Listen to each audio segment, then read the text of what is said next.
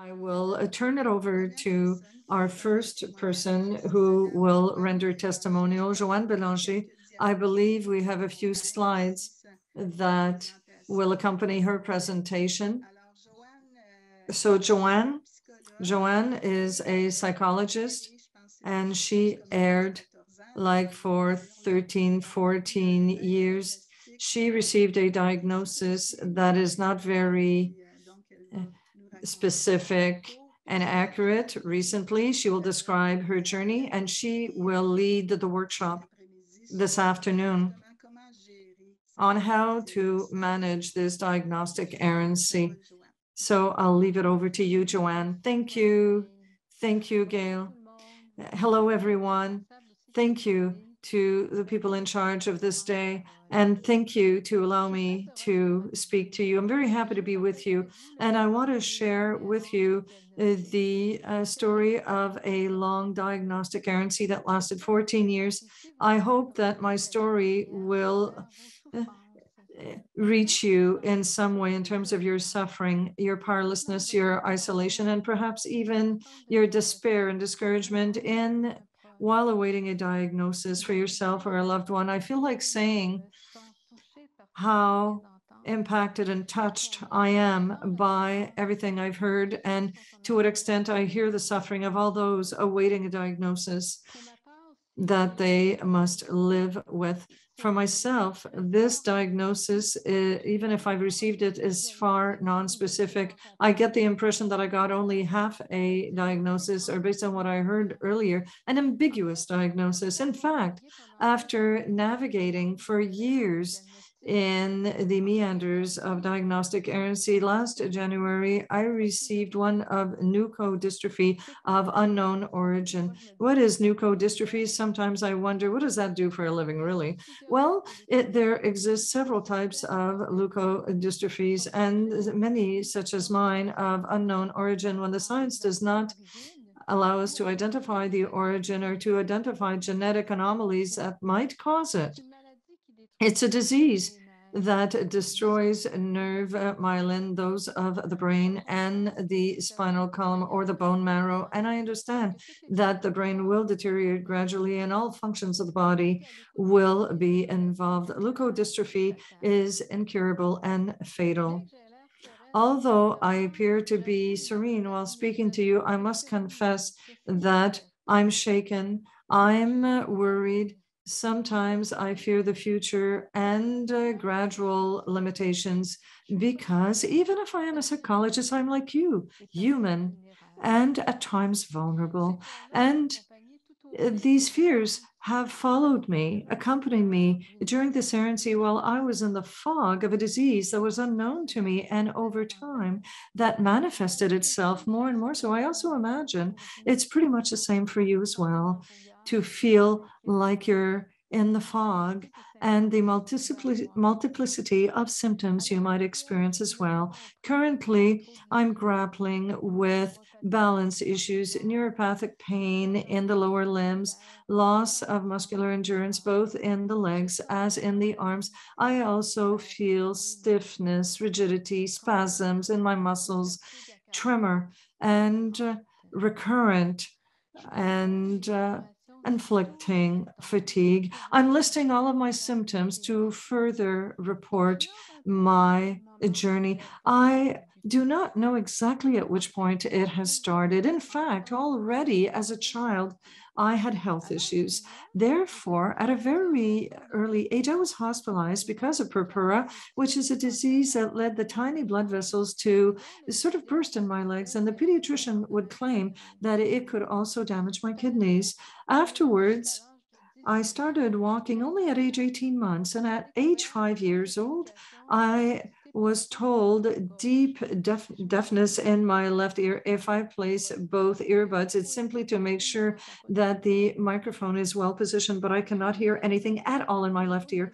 And then an anomaly in my lips. Certainly you can see my lips are not moving normally when I speak. A neurologist explained that there appears to be a nerve involvement. So I am unaware of these symptoms were predisposing signs of a disease. Many gave me their assumptions that perhaps I've had a condition for a very long time. I navigated through these anomalies during my adult life, and I have observed new symptoms.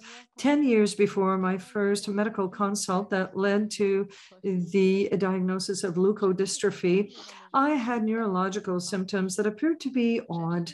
And sometimes I had itchiness in the legs, tingling in the legs, and a burning sensation that could leave from the soles of my feet all the way up to my pelvis. Sometimes I could be laying down and I had irregular movements, erectoclonia, and I knew that my arms could raise themselves and then fall back. At one point, I was on a sofa and I felt my arms going up my head and falling down, and muscular spasms that were very painful that could last for days on end. I was very worried, and I feared consulting because, in fact, I also had a GI condition that took a while to diagnose, and I was finally told that it was a severe IBS symptom, which is very possibly the case.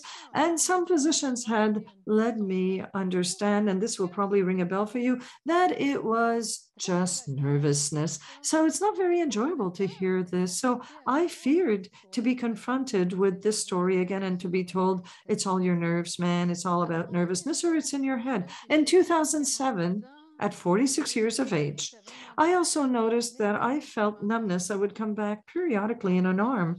Therefore, finally, I decided to see my GP, who referred me to a first neurologist to whom I opened up about my other symptoms.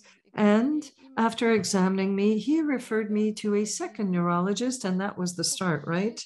For me to undergo an electromyogram. I ended up going to this appointment. The specialist questioned me about my symptoms, and I recall that the electromyogram only showed a tiny deficit in a nerve, but it was nothing serious. I also recall that this physician appeared to be contradicted, not sure. At the time of the exam, he declared that my symptoms corresponded to nothing at all, and that I certainly did not have MS.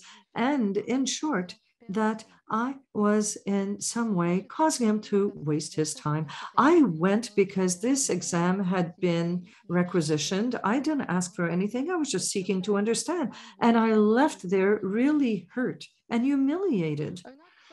1 year later, I noticed a persistent numbness in a thumb. It's a tiny, tiny sensation, but a constantly numb thumb is annoying. And I asked what was going to happen. So I rescheduled an appointment with the first neurologist, and he requisitioned a brain scan. And then this did not relieve the anxiety in me. It's not because we're psychologists that we're above everything. And so I felt myself immobilized on a table with a piece of equipment tied to my head, attached to a table, and confined to a tunnel. This was an experience. I was far from suspecting that after diagnostic errancy for 14 years, I was going to undergo this repeated exam that revealed my Dylan involvement without any diagnosis ever being made. I was told, oh, the lesions are in such and such a location, it cannot be MS, and there were different assumptions,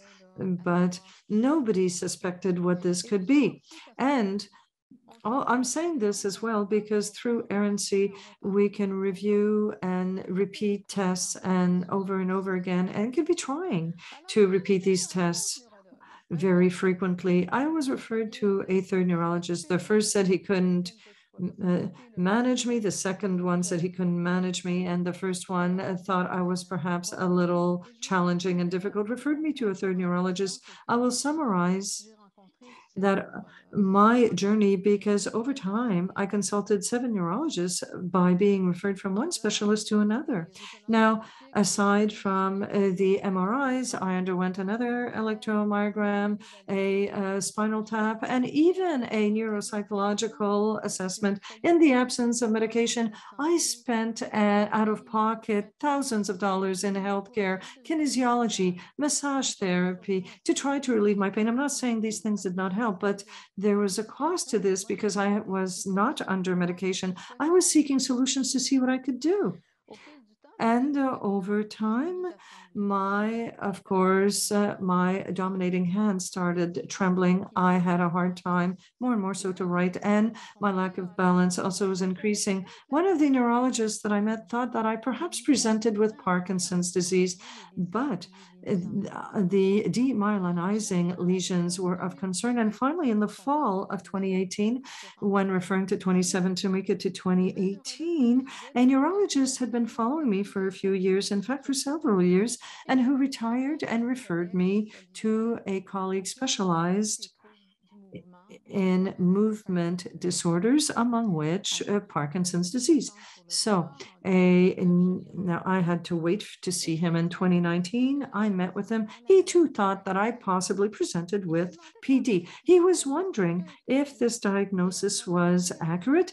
And at one point, while suspecting it could have been this, he withdrew anti-PD medication that had been prescribed.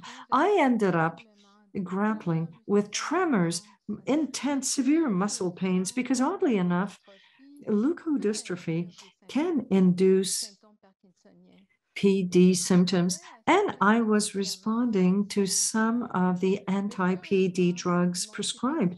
Fortunately, they were quickly represcribed.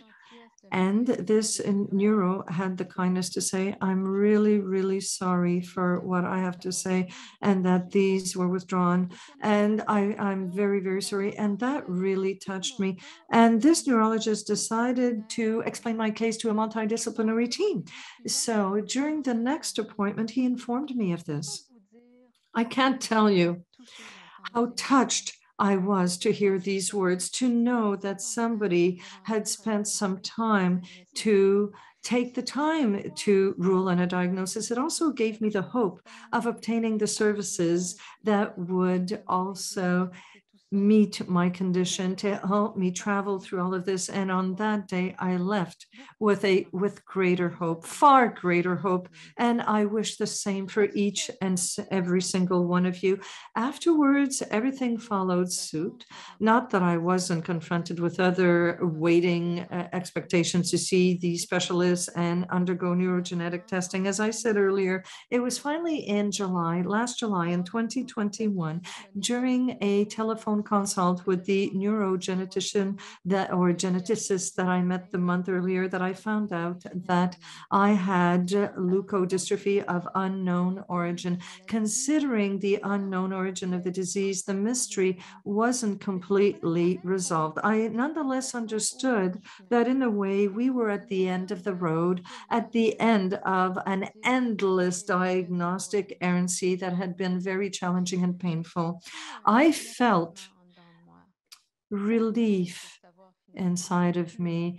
It's soothing to know a little more. I say a little more, even if not entirely what we know. And this peacefulness is also accompanied with sadness. Nonetheless, I was able to benefit from services in a rehab center to find ways to help myself. And given that there's very little scientific knowledge on leukodystrophy, I am now under the care of several specialists, neurologists, two neurologists, gastroenterologists, and many others, each accompanying me in terms of every involvement showing up in my body. And I'm touched because throughout this entire journey, well, there are people with whom it was more challenging, but the physicians I now meet, they prove their humanity, and I'm touched with their support through my disease. Gail spoke earlier of the difficulty of living with a rare disease. I feel like saying that every morning upon rising, I feel the symptoms of leukodystrophy that fortunately, even if partially relieved by taking more than 30 tablets a day, I am unaware of the number of years I will still be around. One of my specialists told me to ponder and reflect on what I would hope for the last decade of my life. This is troubling. Usually at 60, we rather think, what are we going to do for our retirement? Now, what kind of projects can I take up? And what do I want for the next decade? I never expected that, but still, I feel like telling you that life is beautiful nonetheless. That's how I feel it. Every day I'm in wonderment before the nature's beauty and the attention that I get from my loved ones and the kindness of my sister, who's become my guardian angel and who helps me throughout a whole bunch of things. And I feel like tasting life while drawing and cooking simple dishes, continuing to walk with my walking sticks, as I've done when we did the walk at the start of February. Although sometimes I feel like doing all these actions like a child. Maybe you feel that too. That too is grief, losing skills we used to have. There are days that are less painful than others, and there are days that are more painful than others. And I can be sad or depressed. Yes, it may happen to me, but I prefer to come back quickly to the light. And in the images that I had planned to show, I don't know in what order they will appear. I don't know if they're all there. Jean-Philippe, I would like it if you could scroll down and show the images I sent. While preparing my presentation, I found this drawing, which I did at the beginning of my diagnostic errancy, because through all this journey, I had a life to live. And this is a drawing I made by myself. It came from my imagination, and I had a lot of fun doing it, a lot of pleasure. Now, my drawings are different because my hand is trembling and sometimes my arm hurts. It's not as precise, but no worries. I have fun with colors. I create differently. And the next one is, which one is it? Oh, I hope you see it well. I just see part of it. I don't know if you see the top. This is my little pastel, which I moved to another room this morning. Otherwise, you would have heard her. It's my little inseparable. It seems like nothing, but she's a great therapist because when my head trembles, my legs hurt. I can't stand on my I look at Pastel, who can come and hide in my hair. She brings me back to the present. She gives me a lot of pleasure. I don't know if there's a third image there. This one I will show you in the workshop, but let me show it to you right away. Things that can help us. This drawing is also a drawing I created during my diagnostic errancy.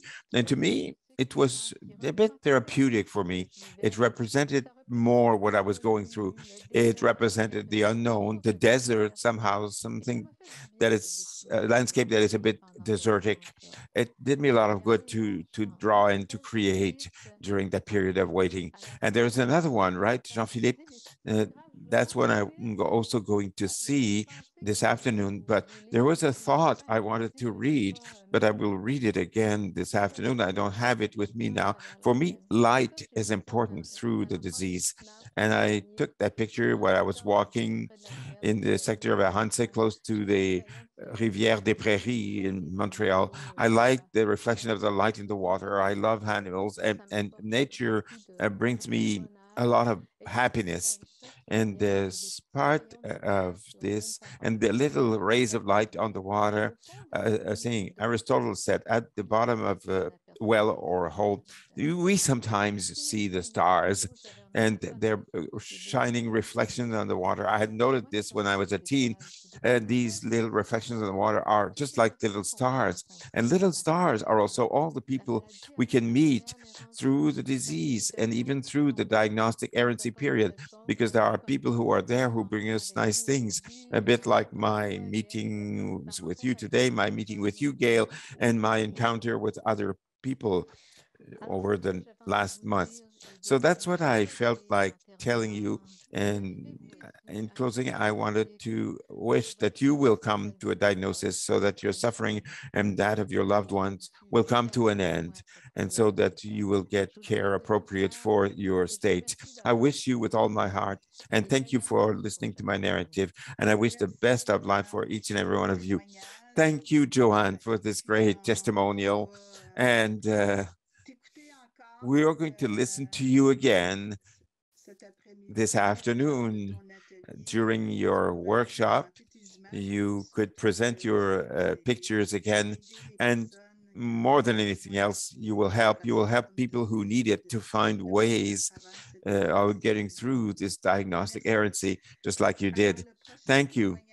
Our next testimonial will be by Ms. Caroline Joseph, who is with Tommy, her son, and they have the same number of years of diagnostic errancy, which is approximately the age of Tommy. They were in a diagnostic errancy period to find the cause of Tommy's disease. So I give you the floor. Great. Thanks, everyone. Yes, Tommy. I want to ask a question. What's your question?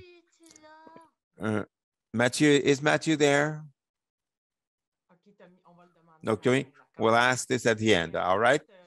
Actually, I'm Caroline, and here's Tommy, who is 14 years old.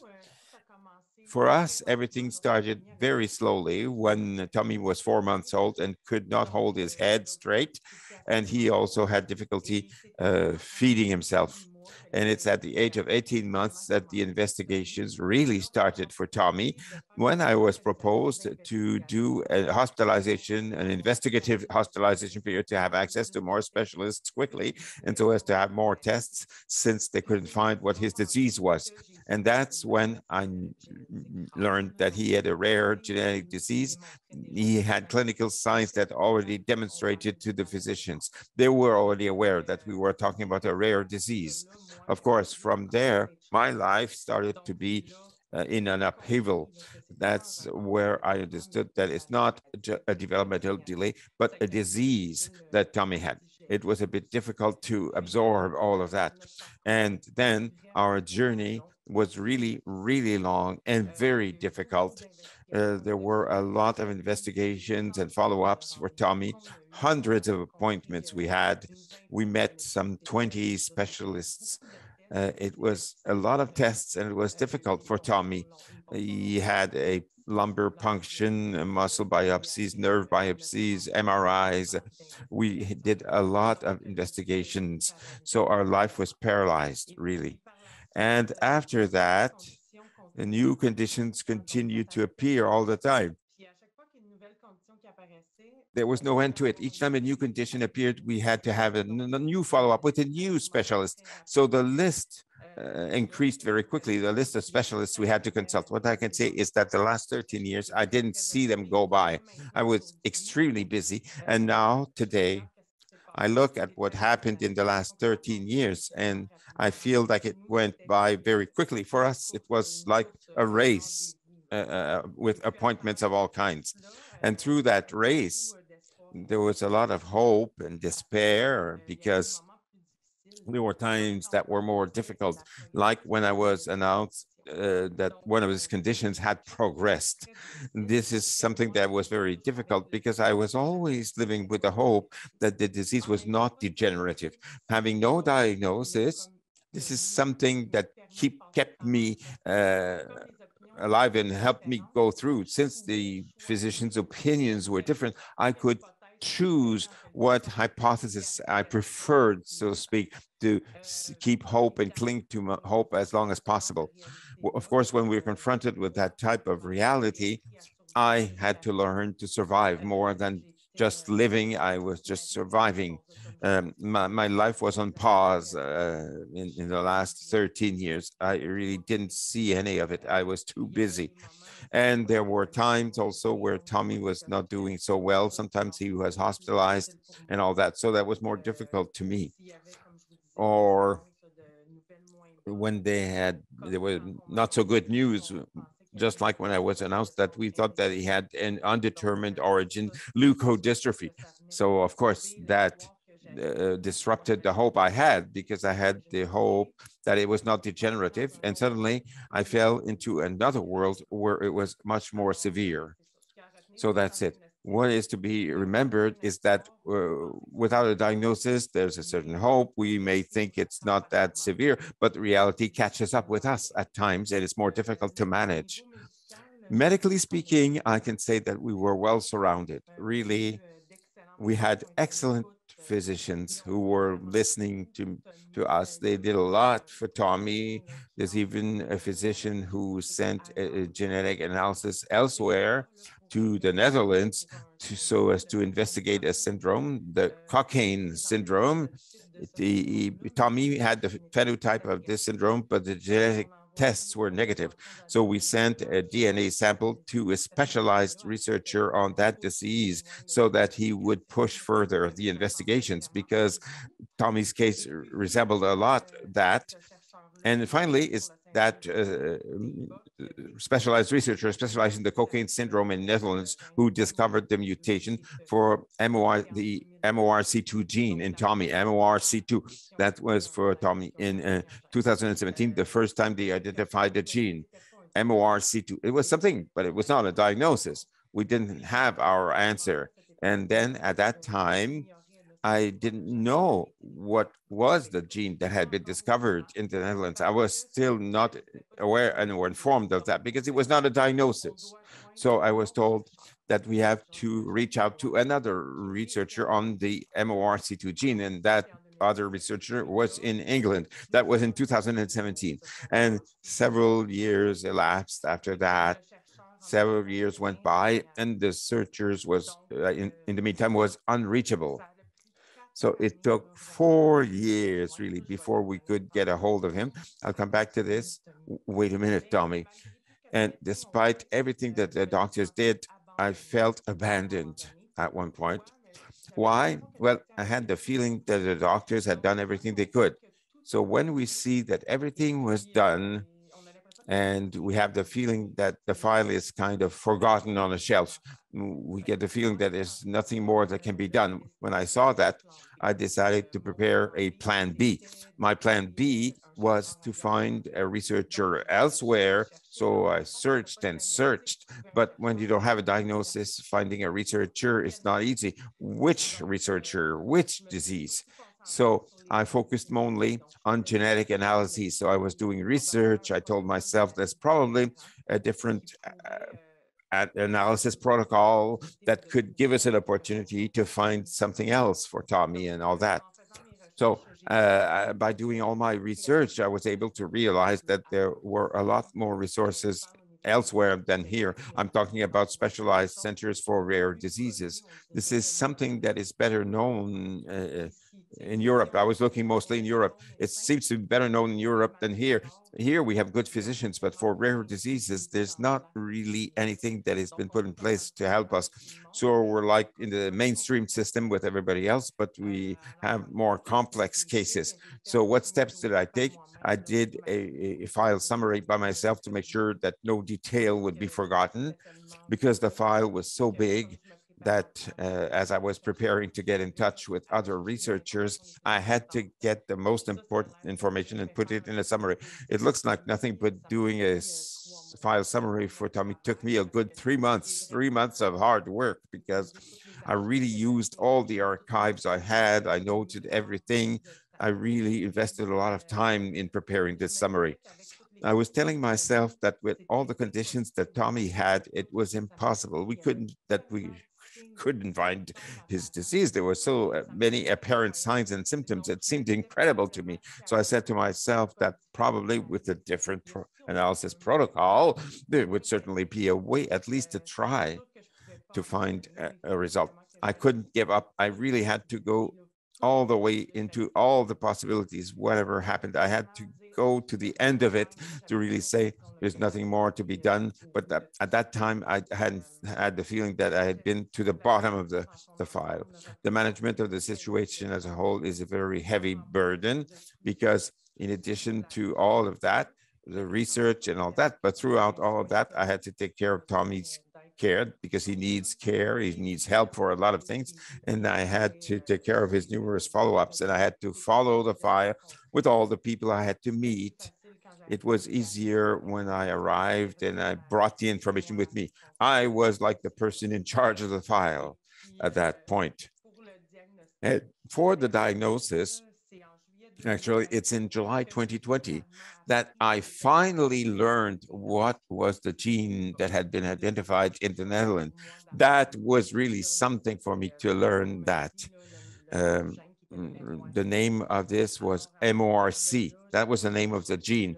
Based on that, I started searching, but I was not searching in in a total void. I was searching specifically for the MORC2 gene. During my research in 2020, what's funny is that I stumbled upon an article about Tommy's disease, the diagnosis he has now. But at that time, I didn't know that that was the disease.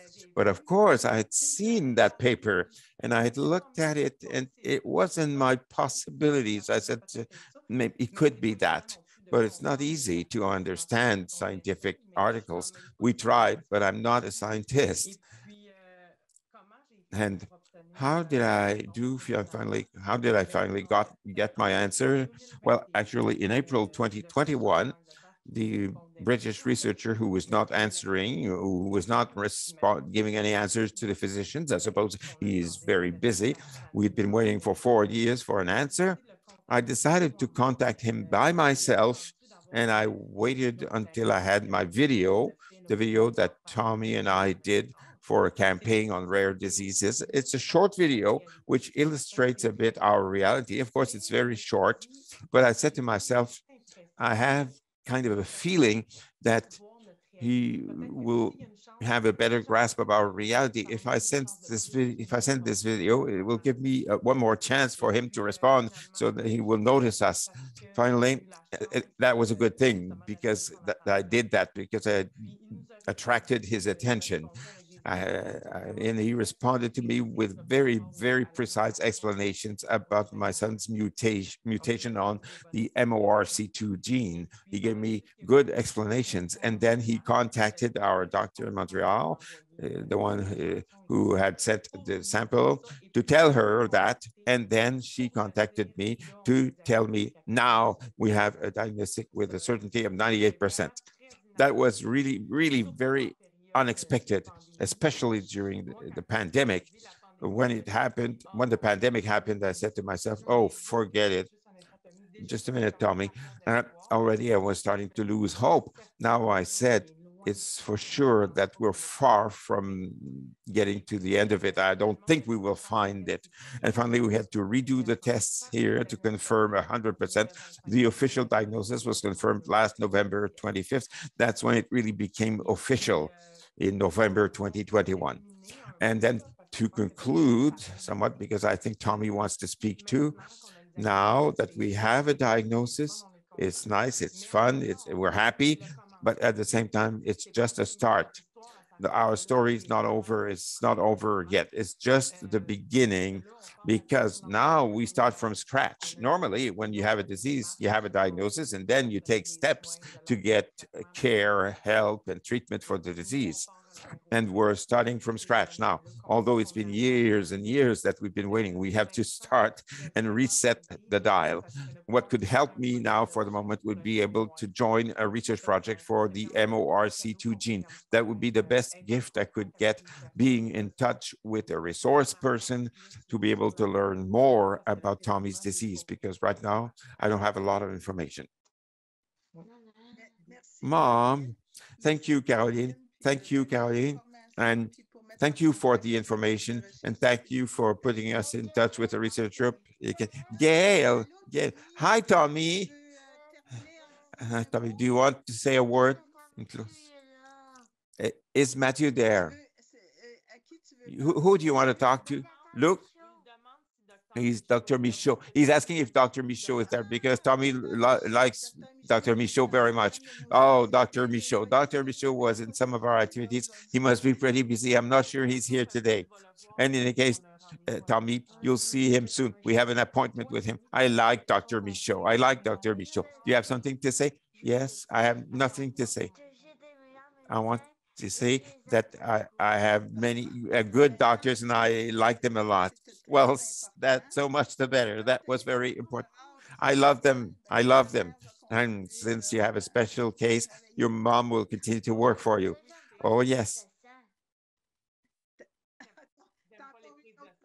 I don't like blood samples. I don't like, but you're doing it very well. But I don't like it. Yes. You know, the number of tests and exams. Tommy had very difficult times. When he was little, he had become very anxious at one point. It started early, but It was really long for us. It was long. At one point, we lose hope. Do you want to say? Do you want to say hello?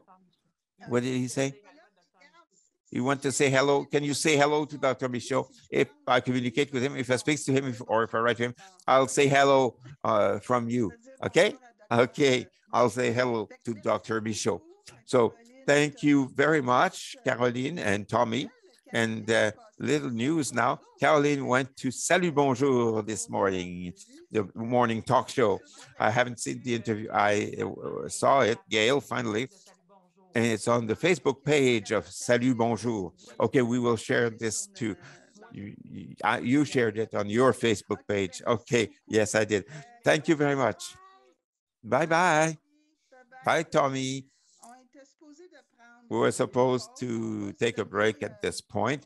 Let's give ourselves, I have 10:53 on my clock. Let's say we will start our workshop a bit later. With all the Zoom sessions we have, we deserve a break to stretch our legs and get a coffee. So let's say at 11:05, we're back, and it will be the workshop with Ms. André Yargeau, who has just joined us.